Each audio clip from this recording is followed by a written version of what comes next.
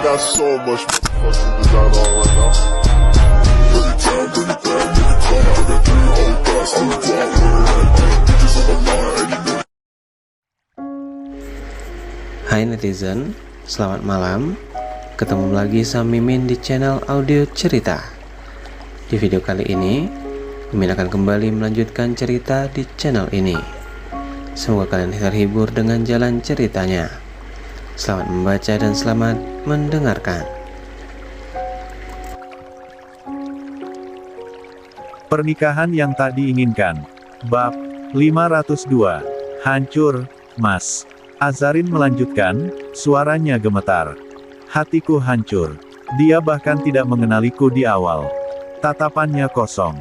Seperti orang yang sudah menyerah pada hidup. Din mengusap rambut Azarin, mengangguk seolah baru mendengar semua itu. Mas tahu, katanya lembut. Mas bisa bayangkan betapa sakitnya. Azarin menggeleng kuat. Tidak, Mas tidak akan bisa bayangkan kalau Mas lihat langsung. Dia menarik napas panjang, lalu mulai bercerita. Tentang kunjungan pertamanya. Tentang bagaimana Alea tertawa tanpa sebab, lalu menangis tanpa alasan. Tentang kalimat-kalimat tidak jelas, tentang cadar yang dipakai dan membuat Alea histeris. Tentang rantai di tangan itu, karena berulang kali Alea ingin melenyapkan dirinya. Aku datang lagi. Lanjut Azarin. Untuk yang kedua kalinya, aku bawa makanan. Aku paksa dia makan, karena dia menolak. Din sedikit mengernyit, tapi tidak menyela. Aku bilang. Suara Azarin merendah, penuh rasa bersalah. Kalau dia tidak mau pulih, kalau dia terus menolak hidup, maka Sanum akan diambil jenderal. Herlina tersentak kecil. Vera menutup mata. Aku tahu itu kejam. Azarin menangis. Aku tahu itu ancaman. Tapi saat itu, hanya itu yang bisa membuat dia kembali bersemangat untuk pulih. Dia menggeleng, mengusap air matanya dengan punggung tangannya. Aku tidak bermaksud mengancamnya dengan menyebutkan nama jenderal. Tapi karena nama itu, aku berhasil membuat Kak Alea mengungkapkan sedikit kebenaran. Din, Herlina dan Vera masih dipenuhi kebingungan, serta ketegangan. Azarin menarik ponselnya dari tas. Tangannya gemetar hebat.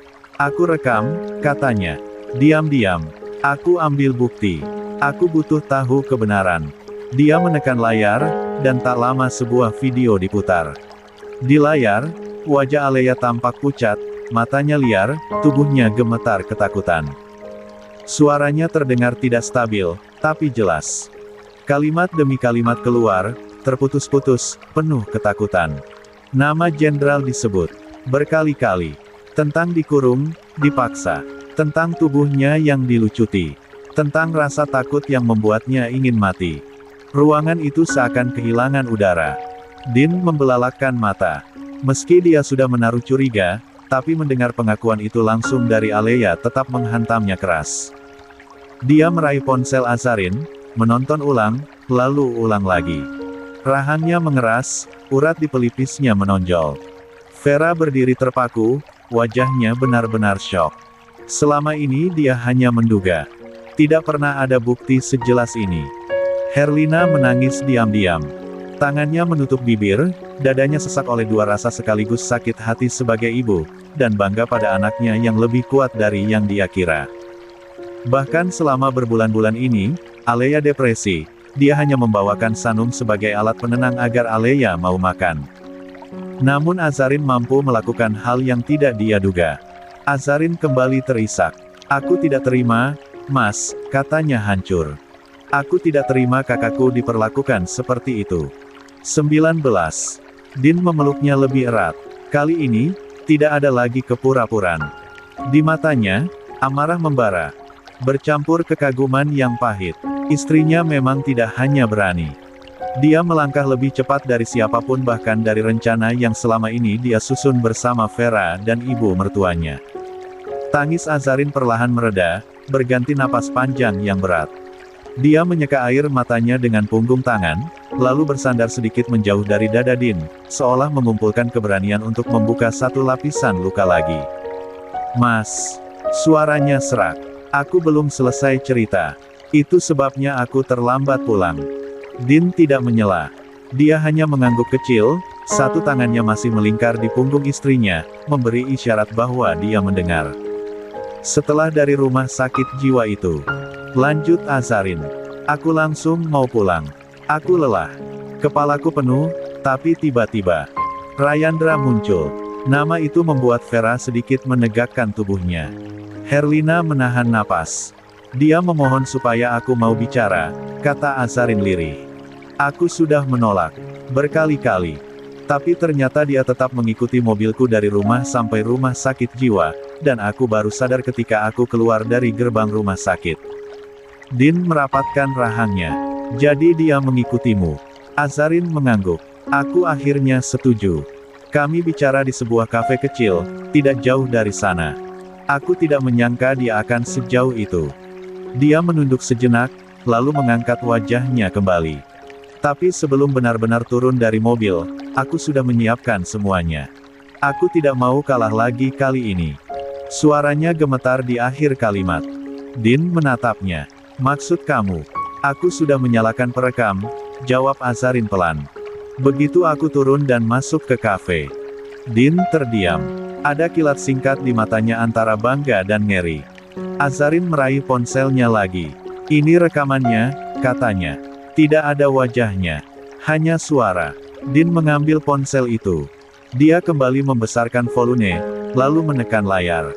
Suara samar mulai terdengar. Vera dan Herlina pun ikut memasang telinga dengan baik. Sebelum perlahan, ruang tamu itu seperti menjauh, ditelan dengan isi dalam rekaman tersebut.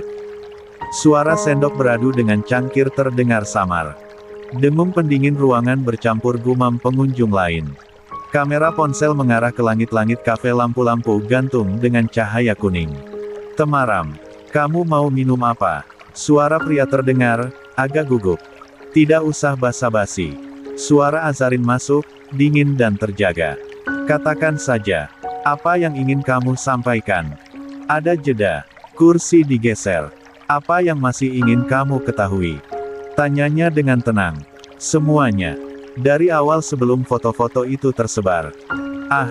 Lebih tepatnya waktu pertama kali kakakku menginjakan kaki di Indonesia setelah kamu jemput di Singapura. Helaan napas berat Rayandra terdengar, dan sempat hening selama beberapa saat. Matanya lurus ke depan, tidak menatap mata Azarin, namun Azarin bisa melihat keseriusan pria itu. Hubunganku dengan Alea baik-baik saja. Rayandra mulai bicara. Napasnya kembali terdengar. Sebelum 20. Semua ini. Azarin duduk dengan jarak aman, tubuhnya tegak, tangannya terlipat di atas meja. Cadar menutup wajahnya, tapi sorot matanya tajam, mengamati setiap gerak lawan bicaranya. Sejak kami melaporkan rencana pernikahan di kantor. Lanjut Rayandra. Persiapan sudah matang. Gedung, baju, undangan, semuanya. Lalu suatu hari kami bertemu dengan salah satu bawahanku. Aku tidak begitu mengenalnya. Tapi dia ingin bicara dengan Alea. Azarin tidak menyela. Alea kelihatan takut. Rayandra mengaku. Aku heran. Tapi dia tetap mengiyakan. Mereka bicara di bawah pohon. Aku memilih menunggu di mobil. Kembali ke Din, yang kini mengepalkan tangannya saat mendengar suara Rayandra. Dadanya mulai sesak. Namun dia masih ingin mendengar. Aku tidak tahu apa yang mereka bicarakan. Lanjut Rayandra. Alea cuma bilang, orang itu menanyakan kabarmu. Sebagai mantan suami. Napas Azarin sedikit lebih berat, tapi dia tetap diam. Setelah itu matanya merah. Entah mau menangis atau marah. Aku tidak banyak tanya. Tapi tiba-tiba, orang itu menahan mobil kami. Ada suara ketukan di kaca, samar tapi jelas. Dia bilang ingin bicara denganku. 5 menit. Rayandra menarik napas panjang. Aku ragu. Tapi jujur, aku penasaran dengan laki-laki itu.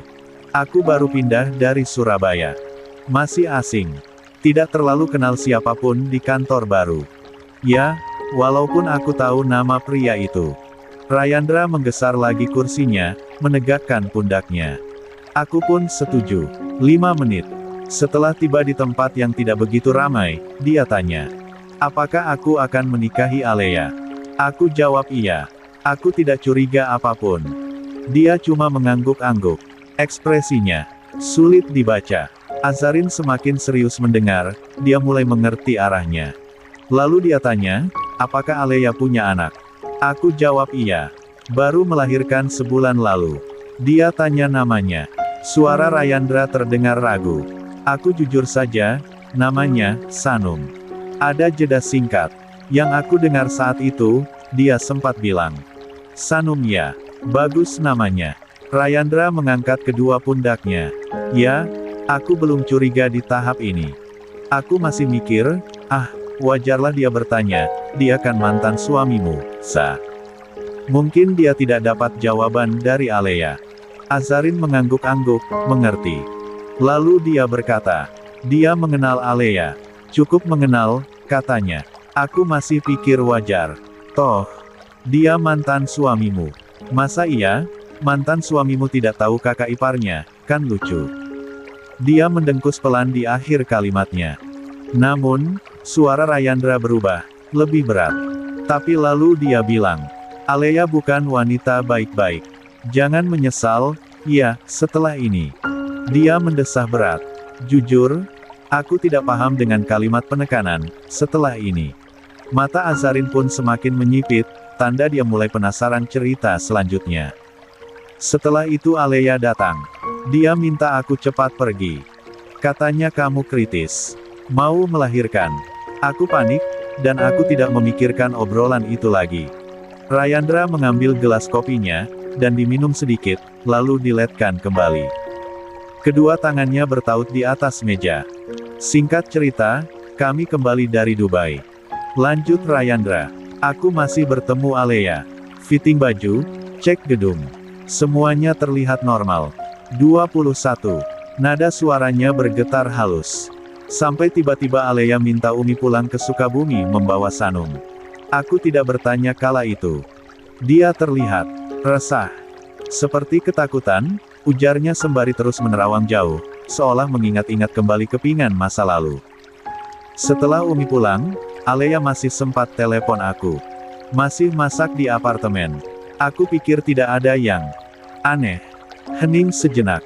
Sampai dia menghilang. 2 hari.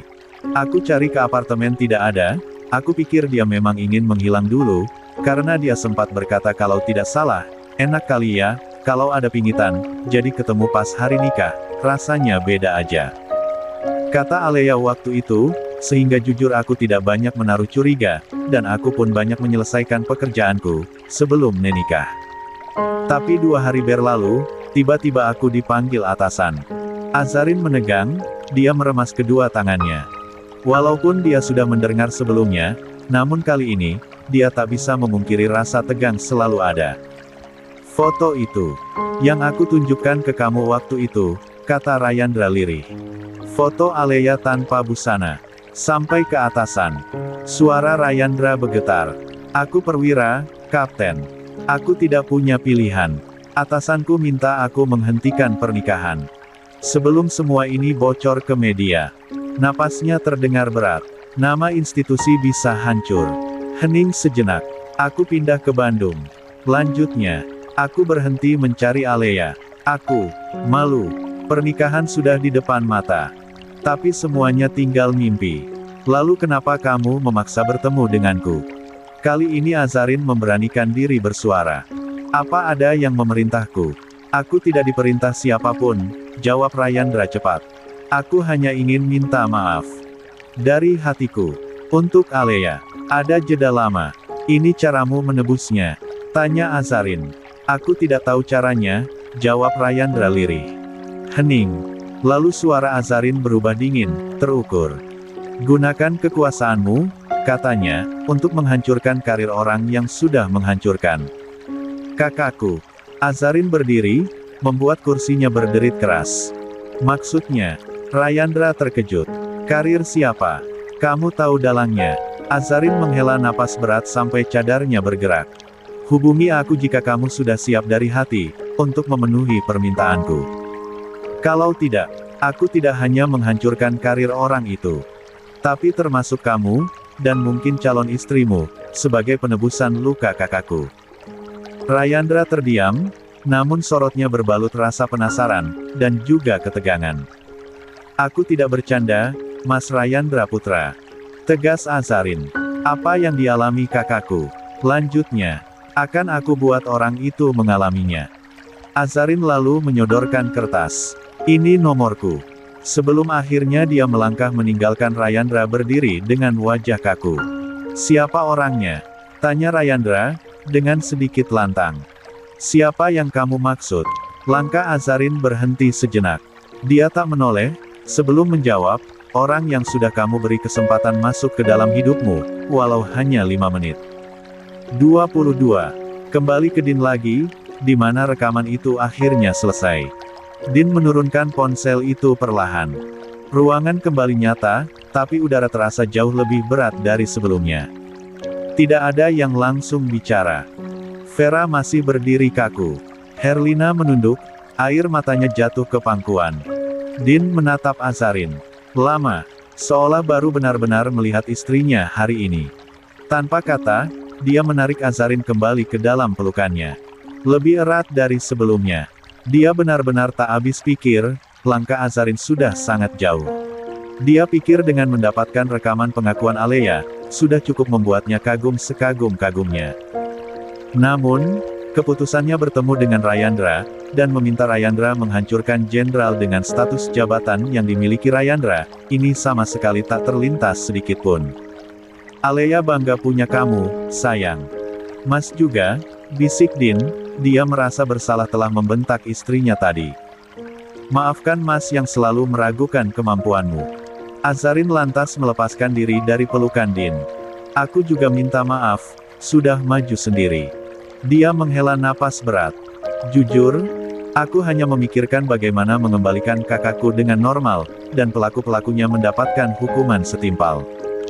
Jika jalan itu berduri, aku akan lewati, sampai aku mendapatkan keadilan," ungkapnya lirih.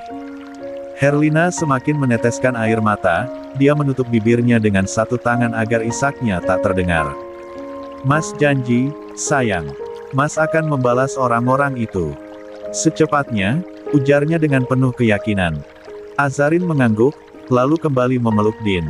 Akeong komentar bab 60. 33.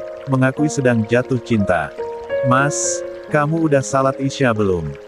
Azarin melangkah santai menuju ruang makan, dengan nada suara yang biasanya hanya dia gunakan ketika suasana rumah sedang normal hangat, aman, dan tanpa kejutan. Namun baru 2 langkah memasuki ambang pintu, kalimat itu terhenti di udara. Langkahnya membeku. Matanya membelalak. Di sana, di meja makan yang selama ini hanya diisi wajah-wajah yang dia kenal betul, tidak hanya ada suaminya, Herlina, Alina, dan Vera. Ada satu sosok lain. Duduk tenang, punggungnya tegap, mengenakan kemeja sederhana, wajah asing yang langsung membuat jantung Azarin berdegup tak beraturan. Sadam. Refleksnya bekerja lebih cepat dari pikirannya. Dia langsung menarik ujung jilbabnya, menutup separuh wajahnya. Dadanya terasa berdebar, bukan karena takut, tapi karena terkejut dan sedikit panik. Untung saja, meski di dalam rumah, dia tetap mengenakan jilbab. Cadarnya memang dilepas kalau di rumah, karena merasa aman di ruang privat. Tapi kini, rasa aman itu runtuh seketika. Sadam yang tengah duduk di meja makan, ikut menoleh ke arah sumber suara. Tatapan mereka bertemu, hanya sepersekian detik, namun cukup untuk membuat keduanya sama-sama bergeming. Din bereaksi paling cepat. Dia langsung berdiri dari kursinya, meninggalkan meja makan tanpa sepatah kata pun, lalu masuk ke dalam kamar. Langkahnya cepat, tegas. Suasana ruang makan langsung berubah kaku. Herlina yang sedang menyendokkan nasi ke piring Alina, berhenti di tengah gerakan. Tangannya menggantung, matanya melirik gelisah ke arah Azarin. Ada kekhawatiran yang jelas di sana, takut Din marah, takut keadaan menjadi canggung. Azarin masih berdiri di tempatnya, tubuhnya kaku. Dia menunduk, jari-jarinya mencengkeram ujung jilbabnya yang kini tertarik di sebagian wajahnya. Beberapa detik terasa begitu panjang. Tak berselang lama, Din kembali. Dia berdiri tepat di depan Azarin, tubuhnya menghalangi semua pandangan dari arah meja makan. Tanpa berkata apapun, dia mengangkat cadar yang dibawanya, memakaikannya dari arah depan dengan gerakan yang begitu lembut, seolah dia sedang melakukan sesuatu yang sakral. Tangannya terampil mengikat tali di belakang kepala Azarin, lalu merapikan sisi cadar itu dengan penuh perhatian. Azarin hanya diam. Napasnya tertahan, lalu perlahan mengalir kembali. Din kemudian menggenggam tangannya hangat, kuat, dan menariknya pelan menuju meja makan. Herlina yang melihat itu, sontak tersenyum. Senyum seorang ibu yang merasa lega, melihat anaknya dijaga dengan cara yang tepat. Sadam menunduk. Dia menatap piringnya, menghindari arah manapun yang bisa mempertemukannya kembali dengan Azarin. Dia sudah berjanji. Pada Din, pada dirinya sendiri. Dia akan menjaga pandangan. Meski refleks tadi tak terhindarkan, dia tahu batasnya. Din menarikkan kursi kosong di sampingnya. Azarin duduk dengan tenang. Dia tidak berkata apa-apa. Kepalanya menunduk, pikirannya berputar cepat. Kenapa Sadam ada di sini? Lebih tepatnya, kenapa Sadam ada di Indonesia? 24. Din belum menceritakan apapun. Sejak kedatangannya dari Dubai, keadaan rumah terlalu penuh emosi. Pertengkaran, pengakuan tentang Alea, tangis, rekaman, dan luka lama yang terbuka. Setelah itu, Azarin langsung ke kamar, menyusui si kembar, lalu tertidur karena kelelahan. Dia bahkan belum sempat bertanya apakah perjalanan Din lancar, apalagi menanyakan siapa saja yang ikut bersamanya.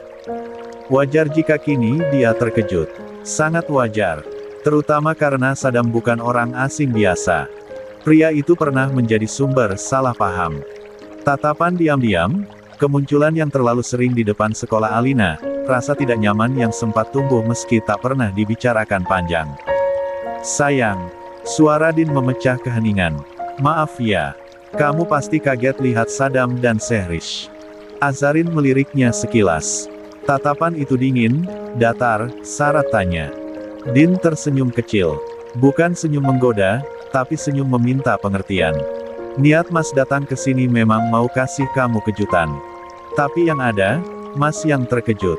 Kamu pergi lama, enggak ada kabar. Dia menghela napas pelan. Mas sampai lupa jelasin apa-apa. Din menoleh ke arah Sadam sebentar. Meski Sadam tak paham bahasa Indonesia, tatapan itu cukup menjelaskan. Sadam mengangguk kecil, tanda paham situasi. Keberadaan Sadam di sini memang karena dia ingin jalan-jalan ke Indonesia. Lanjut Din. Sehrish juga kangen Alina. Dan, kebetulan, Alina juga sering tanya tentang Sehrish. Alina yang duduk di samping Sehrish, tersenyum ceria sambil menyuapkan nasi ke mulut temannya. Sehrish menirunya, meski ekspresinya jelas menunjukkan kebingungan dengan rasa makanan di piringnya. Azarin tetap diam. Tangannya perlahan mengambil sendok. Awalnya, Din melanjutkan.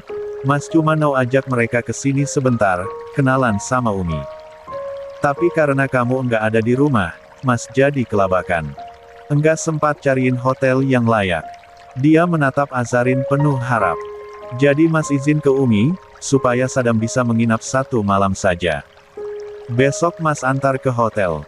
Azarin membuka sedikit ujung cadarnya, menyendok nasi, lalu mengunyah perlahan. Wajahnya tenang, tapi matanya menyimpan banyak pikiran. Mas minta maaf. Lanjut Din. Kamu jadi kaget. Dan pasti kurang nyaman. Tapi Mas janji, besok setelah sarapan, Mas urus semuanya. Azarin menelan makanannya. Lalu bertanya, suaranya pelan tapi jelas. Terus, dia tidur di mana? Din belum sempat menjawab ketika Herlina menyahut lebih dulu. Di kamar kakakmu, nak. Gak ada pilihan. Kamar Kak Alea. Azarin spontan berseru. Matanya membelalak di balik cadar. Hening langsung jatuh di meja makan. Bahkan Sadam yang tak mengerti bahasanya, ikut menoleh karena perubahan suasana. Sehrish dan Alina juga berhenti mengunyah sesaat, meski kemudian kembali sibuk dengan piring mereka. Herlina menarik napas. Terus mau di kamar mana, nak? Kamar kamu. Azarin cepat menggeleng. Nah, kan. Herlina berkata pelan. Kamu sendiri enggak mengizinkan. Gak ada pilihan lain. Kamar kakakmu sudah lama kosong. Umi masih sering bersihin. Tapi tetap, Gak baik kalau dibiarkan kosong terus. Azarin terdiam. Dia tahu ibunya benar. Herlina melanjutkan dengan nada lembut. Sudah ya. Jangan dibahas lagi. Sadam itu tamu. Teman suamimu. Kita hormati. 25. Azarin mengangguk pelan. Iya, Umi. Maaf. Suasana perlahan mencair. Makanan mulai disantap kembali. Sadam tampak memperhatikan hidangan di depannya dengan penuh rasa ingin tahu. Dia menyendok nasi, mencicipi tempe ulek, lalu berhenti sejenak. Alisnya mengernyit, matanya melebar. Alina terkikik kecil. Sehrish ikut tertawa, menepuk tangan. Sementara Sadam terbatuk kecil, lalu tersenyum canggung sambil meneguk air, membuat Vera menenahan tawa. Din melirik Azarin dari sudut matanya. Ada senyum tipis yang tertahan di sana, bukan senyum penuh kelegaan, melainkan senyum kecil seorang laki-laki yang akhirnya melihat rumahnya kembali bernapas normal, meski hanya sebentar. Azarin menangkap lirikan itu, membalasnya singkat, lalu kembali menunduk. Bibirnya tersembunyi di balik cadar, namun matanya menyiratkan kelelahan yang mulai melunak. Untuk sesaat, ketegangan benar-benar menguap dari meja makan. Sadam, dengan pembawaannya yang memang sejak dulu terkenal ringan dan humoris, tanpa sadar menjadi penetral suasana.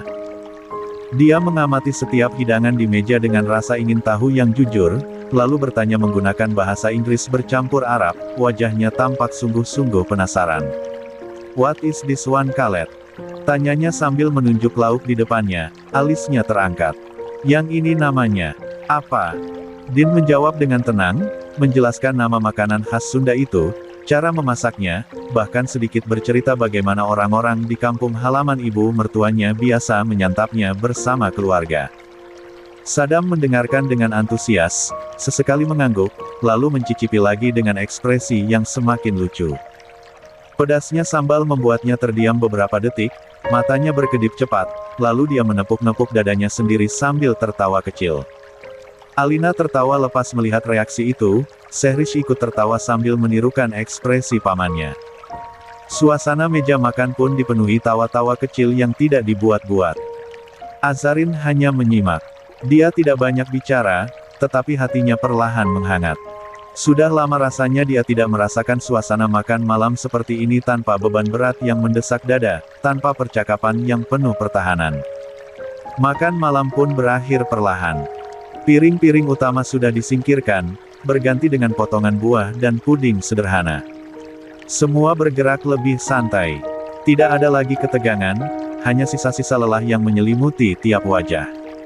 Namun, tanpa aba-aba, Sehrish angkat bicara. Dengan suara kecilnya yang lembut, menggunakan bahasa Arab yang fasih, dia menatap Azarin dengan mata berbinar. Bunda Asa, terima kasih ya, sudah izinkan Sehrish ke Indonesia. Sehrish senang sekali. Hati Sehrish bahagia sekali. Akhirnya bisa bertemu Bunda Asa lagi.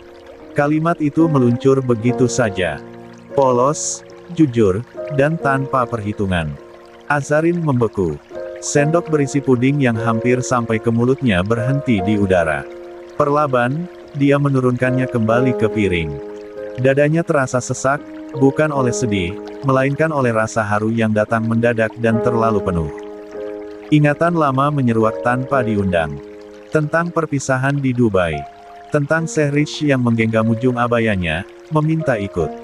Tentang janji kecil yang diucapkan gadis itu, bahwa dia akan menjadi anak yang baik, dan menurut, dan bagaimana Azarin kala itu hanya bisa tersenyum, menahan air mata, karena dia tahu membawa anak orang lain bukanlah. 26. Pilihan yang bisa dia ambil, terlebih ketika Sadam sendiri sedang berada dalam kondisi yang rapuh setelah kehilangan ayahnya. Kini, gadis kecil itu duduk di hadapannya. Mengucapkan terima kasih atas sesuatu yang bahkan tidak pernah dia minta secara langsung. Azarin tidak menjawab dengan kata-kata, dia hanya merentangkan kedua tangannya. Sehrish langsung paham. Tanpa ragu, dia turun dari kursinya, memutari meja kecil itu dengan langkah-langkah cepat, lalu masuk ke dalam pelukan Azarin. Tubuh kecil itu dipeluk erat, hangat, penuh kasih yang tertahan terlalu lama. Azarin mendekapnya cukup lama, seolah ingin memastikan bahwa pelukan itu nyata, bukan sekadar bayangan rindu. Setelah melepaskan pelukan itu perlahan, Azarin memegang kedua tangan kecil Sehrish, lalu mencium punggungnya berulang kali. Gerakannya lembut, penuh cinta. "Bunda yang terima kasih," ucap Azarin dengan suara yang sedikit bergetar, menggunakan bahasa Arab agar gadis itu memahaminya sepenuhnya. "Terima kasih sudah mau datang ke Indonesia. Terima kasih sudah mau sabar dengan kesempatan ini. Terima kasih sudah mau ikhlas saat itu." Sehrish mengangguk polos, wajahnya serius sejenak sebelum berkata, "Sehrish sabar, Bunda. Cuma sabarnya gak bisa lama." Azarin sontak tertawa kecil. Tawanya pelan, namun jujur. Dia mengusap kepala Sehrish dengan penuh sayang. Lalu dia menoleh dan memanggil Alina dengan lirih. "Alina, sini." Tanpa banyak tanya, Alina beranjak dari kursinya dan mendekat. Azarin langsung memeluk kedua gadis itu sekaligus, merangkul mereka ke dalam pelukannya. Dalam bahasa Arab yang lembut, dia berkata, "Anak-anaknya, Bunda." Din memperhatikan pemandangan itu dengan dada yang terasa hangat dan perih sekaligus. Ada rasa syukur, ada pula rasa bersalah. Syukur karena istrinya memiliki hati seluas itu. Bersalah karena dia tahu, tidak semua hal yang dilalui Azarin seharusnya dia tanggung sendirian. Herlina menyeka sudut matanya diam-diam. Vera menunduk, menahan emosi yang ikut bergulung di dadanya. Sedangkan Sadam tetap menunduk. Dia menjaga pandangannya sebaik mungkin. Meski sempat melirik sekilas, dia segera mengalihkan mata. Ada rasa kagum yang dia simpan rapi di dalam hatinya, bukan sebagai keinginan, melainkan sebagai penghormatan. Dia tahu betul posisinya. Malam semakin larut. Makan malam bersama telah lama usai, berganti dengan obrolan-obrolan ringan yang mengalir tanpa rencana. Ada tawa kecil, ada cerita pendek yang tidak penting, dan ada momen ketika semua hanya diam, mendengarkan celoteh anak-anak yang terdengar sepele, tetapi justru menghangatkan. Rumah itu terasa hidup, bukan oleh keramaian, melainkan oleh rasa aman yang perlahan kembali mengisi tiap sudutnya. Setelah buah dan puding benar-benar habis, Herlina bangkit lebih dulu. Dia menepuk tangan pelan, memberi isyarat lembut agar anak-anak bersiap tidur. Malam sudah cukup larut, dan tubuh-tubuh kecil itu pasti mulai lelah meski masih tampak bersemangat. Kali ini, Sehrish dan Alina saling berpandangan, lalu hampir bersamaan mengatakan ingin tidur bersama Herlina. Permintaan itu datang tiba-tiba, terutama dari Alina. Sore tadi, entah karena rindu atau hanya ingin dimanja, gadis kecil itu mendekati Herlina dan berbisik ingin tidur di kamar nenek. Herlina tentu saja tidak keberatan. Wajahnya justru terlihat berbinar mendengar permintaan itu, seolah malam ini dia kembali diberi peran yang sangat dia cintai, menjadi tempat pulang paling nyaman bagi cucu-cucunya. Sehrish ikut mengangguk antusias, menggenggam tangan Alina. Ada rasa aman yang dia rasakan setiap berada dekat Herlina, rasa yang mengingatkannya pada rumah, meski rumah itu berada jauh dari negeri asalnya. Tanpa banyak tanya, Herlina mengajak keduanya naik masuk ke dalam kamar, setelah Sehrish berpamitan pada pamannya. Dan Alina pada kedua orang tuanya. 27. Sementara itu, Sanum, malam ini tidur bersama Azarin dan bayi kembarnya. Bagi Azarin, itu sama sekali bukan masalah. Justru sebaliknya, hatinya terasa penuh. Ada kebahagiaan sederhana yang sulit dia jelaskan ketika menggendong keponakannya sendiri, anak dari kakak yang begitu dia cintai dan rindukan. Sanum bukan bayi yang rewel.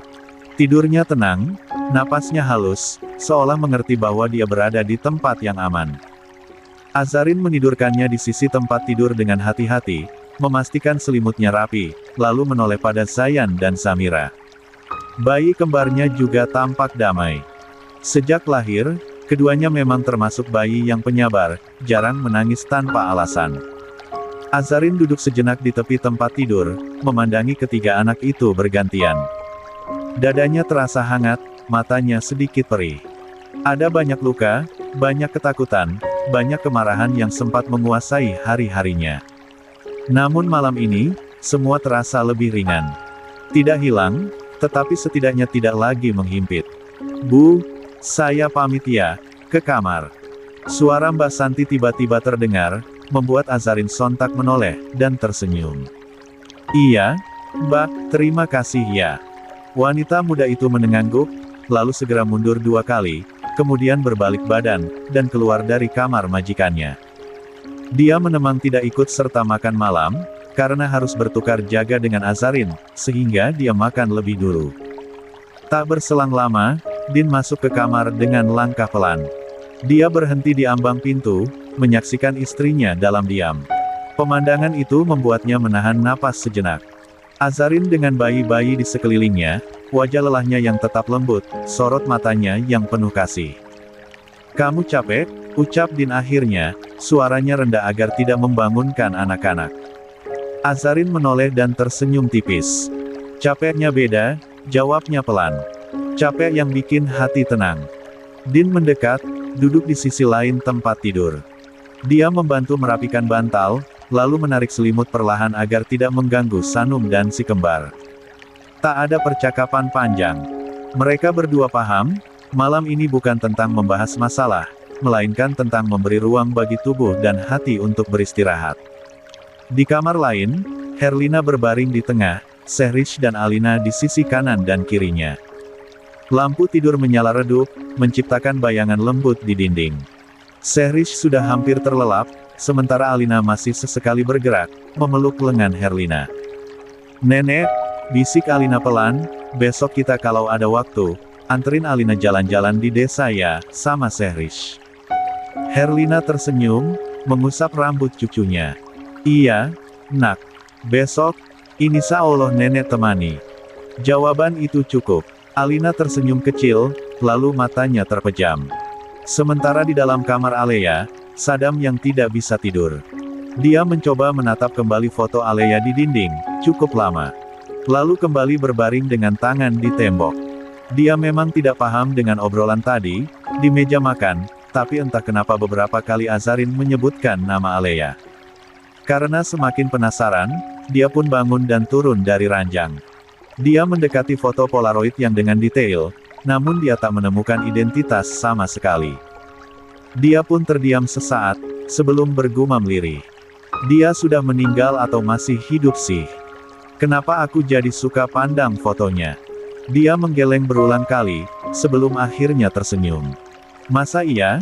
Aku tiba-tiba jatuh cinta hanya karena fotonya. Gak lucu, ah. Sadam mengacak rambutnya, lalu kembali duduk di tempat tidur. Namun pandangnya seolah enggan jauh dari foto Alea.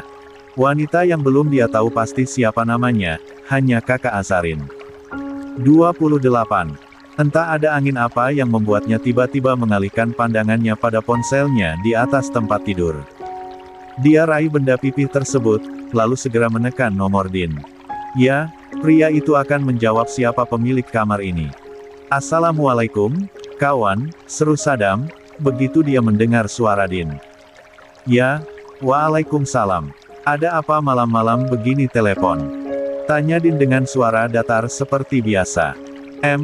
Maaf ya, kawan. Aku mau tanya, pemilik kamar yang aku tempati ini, siapa?" Sadam berusaha tenang, dan terus menatap foto di dinding. Suara Din berdecak pelan.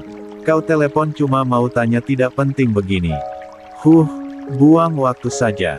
Kan, kau sudah tahu kamar kakak dari istriku. Namanya Alea Humaira, dia dokter spesialis bedah. Apa belum jelas?"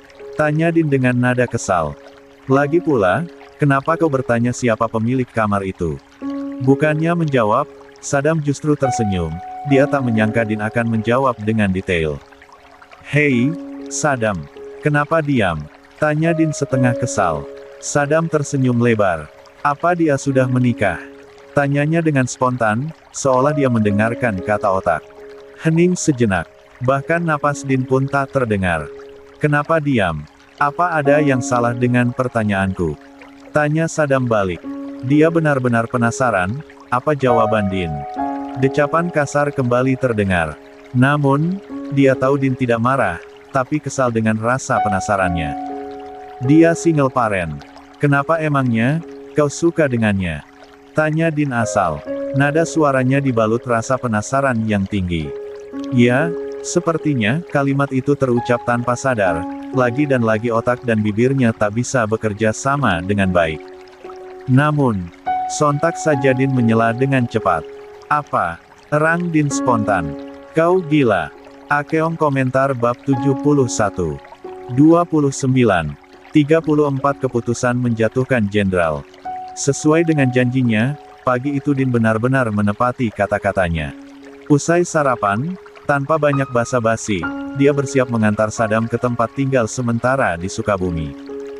Bukan hotel seperti yang sempat terlintas di benak banyak orang, melainkan sebuah penginapan eksklusif yang bisa disewa bulanan. Tempat itu lebih menyerupai villa modern dengan fasilitas lengkap, tenang, privat, dan cukup mewah meski harganya memang tidak murah. Namun bagi Din, pilihan itu tetap jauh lebih masuk akal dibanding harus membayar hotel selama sebulan penuh. Semalam setelah menutup telepon Saddam, dan saat rumah sudah sunyi dan semua tertidur, Din sempat meluangkan waktu menelusuri aplikasi properti. Dia membandingkan satu tempat dengan tempat lain, memperhatikan detail kecil yang sering luput, seperti tingkat keamanan, jarak ke pusat kota, layanan kebersihan, hingga ketersediaan pemandu wisata. Semua itu dia kirimkan pada Saddam dengan rinci sebelum akhirnya mereka sepakat. Saddam, seperti biasa, menerima dengan santai, bahkan tampak senang dengan ide tinggal di tempat yang tidak terlalu kaku seperti hotel. Pagi itu, Din menyetir sendiri. Saddam duduk di kursi sampingnya. Jalanan Sukabumi masih lengang, udara pagi terasa segar, dan kabut tipis belum sepenuhnya menghilang dari perbukitan. Perjalanan seharusnya terasa biasa saja, jika bukan karena satu hal, Saddam tidak pernah benar-benar diam. Sehrish sebenarnya sempat ditawari ikut. Namun gadis kecil itu justru menggeleng mantap. Dengan wajah polosnya, dia berjanji akan bersikap manis jika ditinggal di rumah bersama Alina. Azarin dan Din sempat saling pandang. Ada rasa tidak tega, tapi melihat kesungguhan di mata Sehrish, mereka akhirnya mengizinkan. Lagi pula, gadis kecil itu memang tidak rewel, dan Alina tampak sangat senang ditemani. Begitu mobil melaju meninggalkan halaman rumah, Saddam menarik napas panjang, lalu mulai bicara. Awalnya ringan, soal pemandangan, soal udara Indonesia yang menurutnya terlalu lembab, lalu tanpa aba-aba, arah pembicaraan itu bergeser. Kawan, ujar Saddam sambil menatap lurus ke depan, kamar yang aku tempati semalam. Itu milik siapa sebenarnya? Padahal dia sudah sejak menginjakkan kaki di kamar itu. Din tidak langsung menjawab. Tangannya tetap stabil di setir, matanya fokus ke jalan. Bukannya kau sudah tahu? Aku tahu itu kamar kakak dari istrimu, balas Saddam cepat. Tapi aku ingin tahu lebih banyak tentang dia. Din mendengus pelan. Kenapa kau tiba-tiba tertarik? Saddam tertawa kecil, suara tawanya ringan, nyaris seperti bercanda. Aku cuma penasaran. Wajar, kan? Din melirik sekilas, lalu kembali menatap jalan. Tidak ada yang istimewa. Tidak ada yang istimewa. Saddam mengulang, nadanya dibuat heran. Kalau memang tidak istimewa, kenapa fotonya dipajang di kamar? Din tidak menjawab. Keheningan jatuh beberapa detik, hanya diisi suara mesin dan deru ban di aspal. Namun Saddam bukan tipe yang menyerah pada diam. Namanya Aleya, ya, selanjutnya, Aleya Humaira. Din mengangguk singkat, namun juga kesal, karena Saddam seperti bocah yang mengulangi penjelasannya tadi malam. Dia sudah menikah? Tanya Saddam, kali ini lebih hati-hati, seolah menguji batas. Din menghela napas pelan. Kenapa kau ingin tahu? Karena aku penasaran, jawab Saddam jujur. Dan karena aku jarang penasaran pada perempuan. Jawaban itu membuat rahang Din mengeras. Banyak perempuan lain di Dubai. Cari yang lain saja. Jangan. 30. Kakak dari istriku. Saddam menggeleng, senyumnya menghilang perlahan. Kalaupun ada, kenapa tidak dari dulu aku menemukannya? Katanya serius. Tidak sulit bagiku mencari perempuan untuk dijadikan istri. Tapi mencari perempuan yang mau menerima Sehrish, itu yang susah. Din terdiam. Tangannya mencengkeram setir sedikit lebih kuat. Dia tahu Saddam tidak sedang bercanda kali ini. Kau pikir Aleya akan menerimanya? Tanya Din akhirnya. Saddam mengangkat bahu. Entahlah. Tapi aku ingin mencobanya. Diberhenti sejenak, lalu menambahkan dengan suara lebih pelan. Dari wajahnya, aku yakin dia perempuan yang baik. Din mendecap pelan. Kau bahkan belum mengenalnya. Kadang kita tidak perlu mengenal lama, balas Sadam ringan, humoris lagi. Bukankah kata orang, jatuh cinta itu dari mata turun ke hati? Din mendelik. Cepat sekali kau jatuh hanya dari foto. Meragukan. Sadam justru tertawa. Meragukan untukmu, mungkin. Tapi bagiku, rasa itu datang tanpa izin. Din tidak membalas. Mobil terus melaju, memasuki area yang lebih hijau. Pepohonan tinggi berjejer di kanan kiri jalan. Udara semakin sejuk. Beberapa menit berlalu sebelum Sadam kembali membuka suara. Tapi ada yang aneh, katanya. Di kamar itu aku tidak melihat foto pernikahan. Tidak ada foto pasangan. Di ruang tengah pun, aku hanya melihat foto pernikahanmu dengan Azarin. Din tetap diam. Jadi dia sudah menikah atau belum? Sadam mendesak. Keheningan kembali jatuh. Din tahu, apapun jawaban yang dia berikan, akan membuka pintu yang seharusnya tetap tertutup. Akhirnya, dia memilih jalan tengah. Kau tadi melihat bayi yang digendong istriku? Tanyanya tiba-tiba. Sadam mengangguk. Sekilas. Itu anak Alea. Kalimat itu jatuh seperti batu. Sadam terperangah. Matanya membesar, tubuhnya sedikit condong ke depan. Jadi dia sudah menikah. Din tidak menjawab. Kalau begitu, kenapa tidak ada foto? Gumam Sadam, lebih kepada dirinya sendiri. Atau dia single parent? Tebaknya. Din tetap membisu. Kawan. Sadam akhirnya menoleh, nada suaranya berubah lebih serius. Kenapa kau tidak menjawab? Din menghela napas panjang. Kenapa kau keke ingin tahu? Karena aku suka, jawab Sadam enteng, tanpa beban. Din berdecap kesal. Perasaanmu terlalu cepat. Sadam tersenyum miring. Dan kau terlalu hati-hati. Mobil akhirnya melambat ketika memasuki area penginapan. Gerbang besi berwarna hitam doff terbuka perlahan, memperlihatkan jalan setapak yang diapit pepohonan tinggi dan taman tertata rapi. Udara Sukabumi terasa lebih sejuk di sini, seperti sengaja diciptakan untuk orang-orang yang ingin menepi dari riuh dunia. Bangunan utama berdiri megah di kejauhan, memadukan kaca besar dan batu alam, memberi kesan modern. 31. Sekaligus tenang.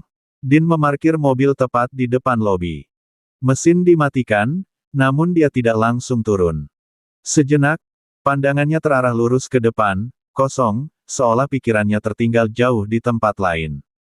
Ini tempatnya, ucapnya akhirnya, singkat, datar. Sadam membuka pintu mobil dan turun. Begitu kedua kakinya menginjak tanah, matanya langsung menyapu sekitar dengan penuh minat.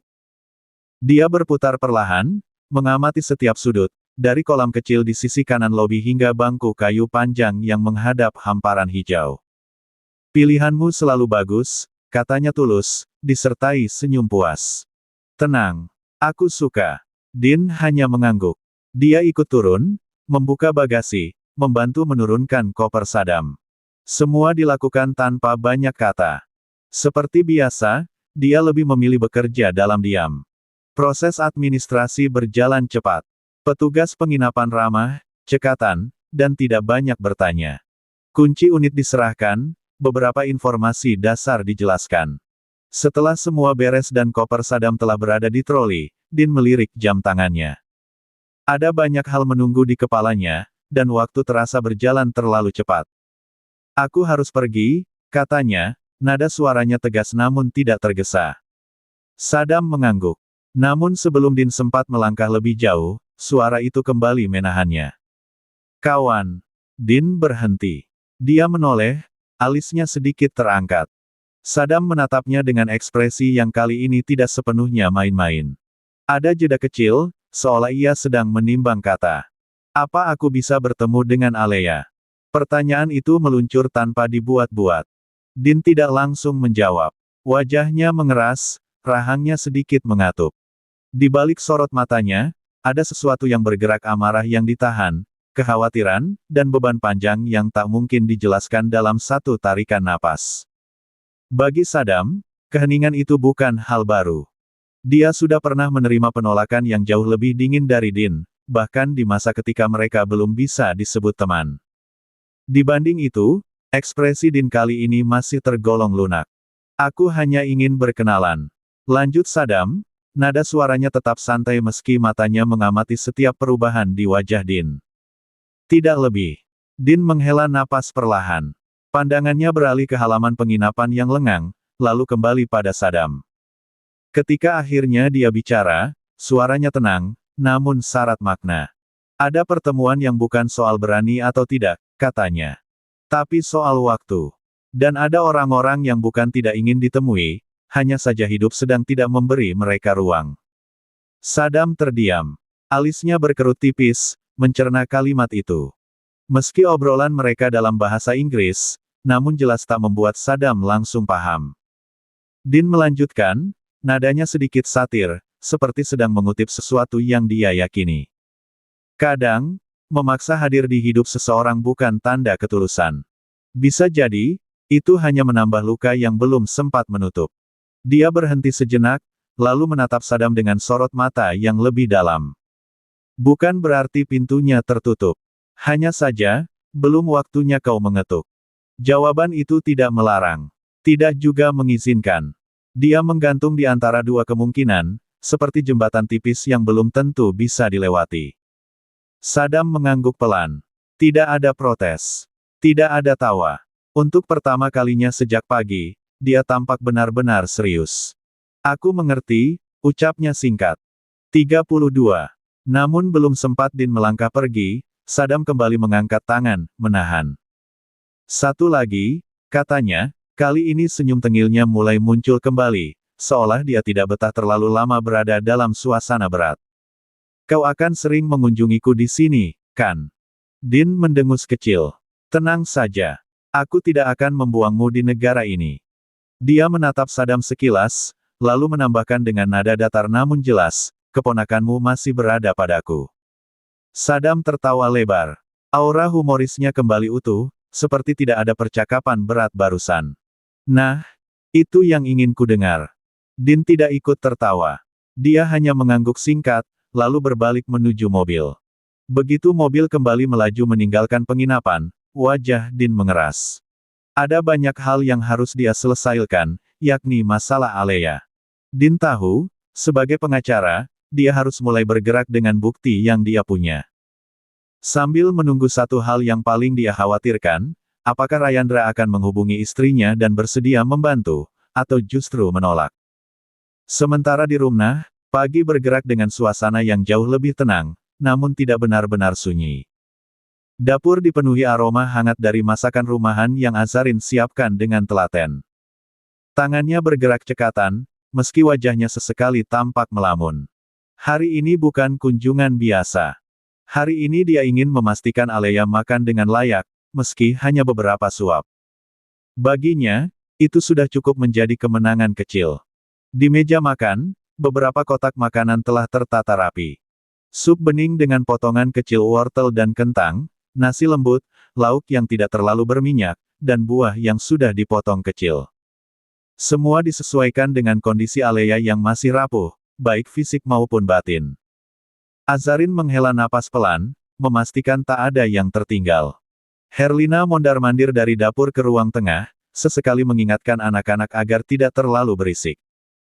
Zayan dan Zamira terbaring di stroller kembar, mata mereka terbuka setengah, tenang seperti biasa.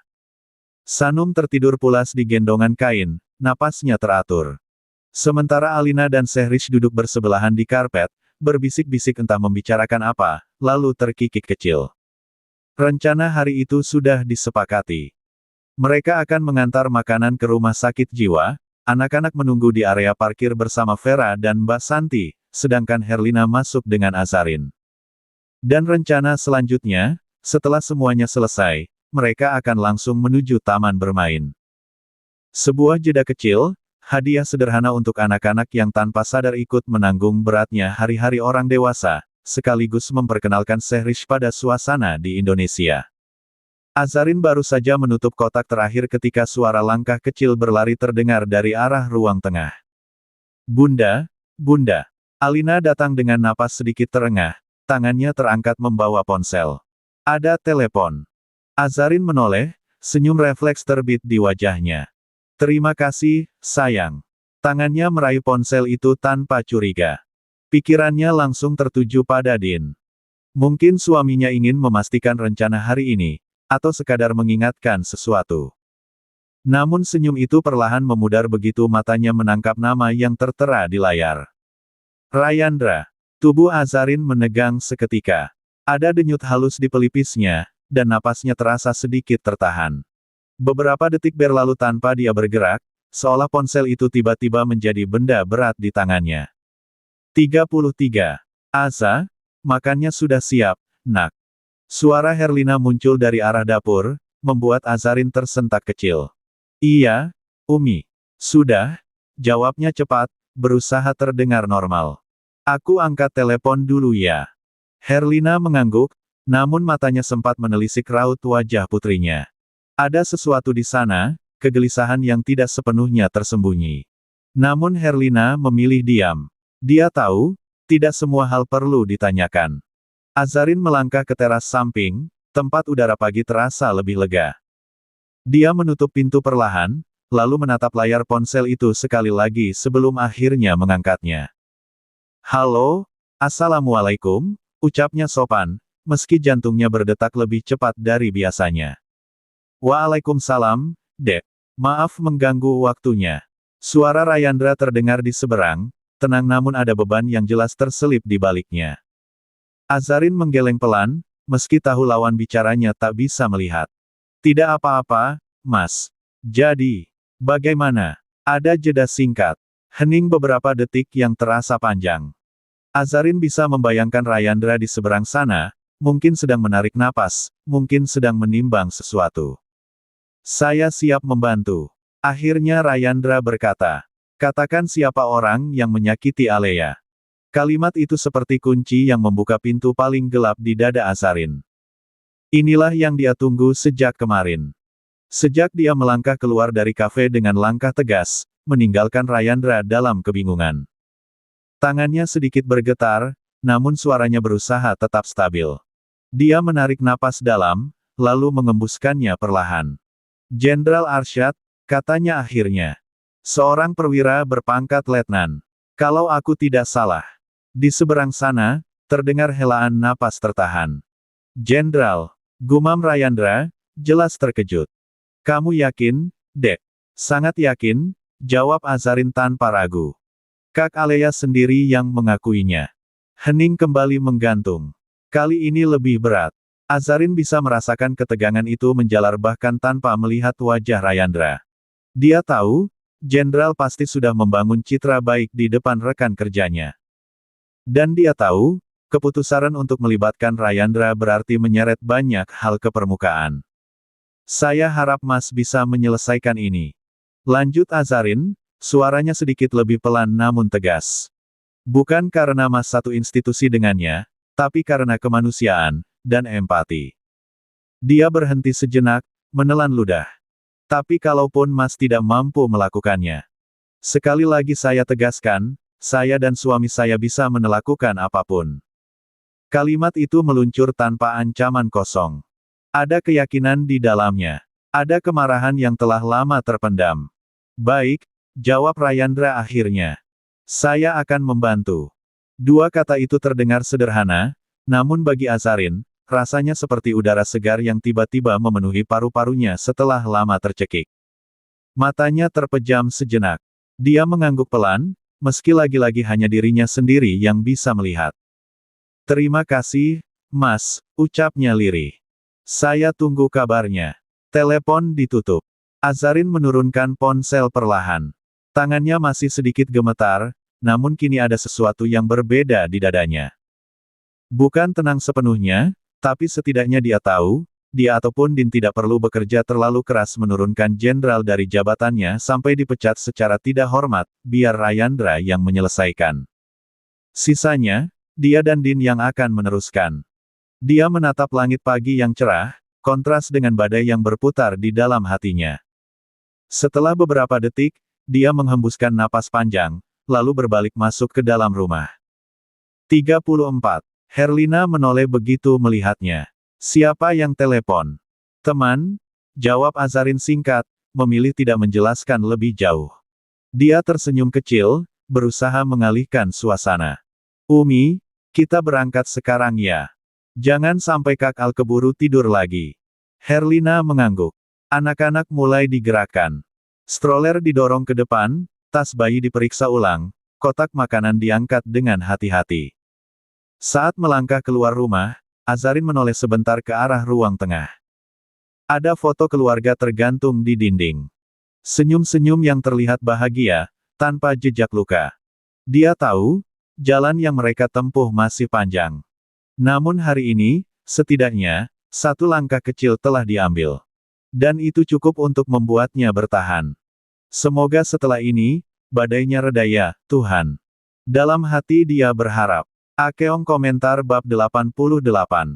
35. Mempersiapkan kehancuran jenderal. Gedung firma hukum itu berdiri anggun di sudut jalan utama Sukabumi, berlapis kaca dan batu alam, memantulkan cahaya pagi yang masih lembut. Nama besar tertera di bagian depan dengan huruf logam berwarna gelap. Argatama dan Partners Attorneys at Law. Nama itu bukan sekadar identitas. Bagi banyak orang di dalamnya, nama itu adalah simbol disiplin, integritas, dan ketegasan hukum yang tak mudah ditawar. Din mematikan mesin mobil, menarik napas dalam, lalu turun. Jas abu gelap yang dikenakannya jatuh pas di tubuhnya, rambutnya tersisir rapi, langkahnya mantap. Sudah lama dia tidak menginjakkan kaki di tempat ini sejak memutuskan menetap di Dubai. Namun pagi ini, langkahnya terasa lebih berat, bukan karena nostalgia, melainkan karena beban perkara yang hendak ia bawa masuk.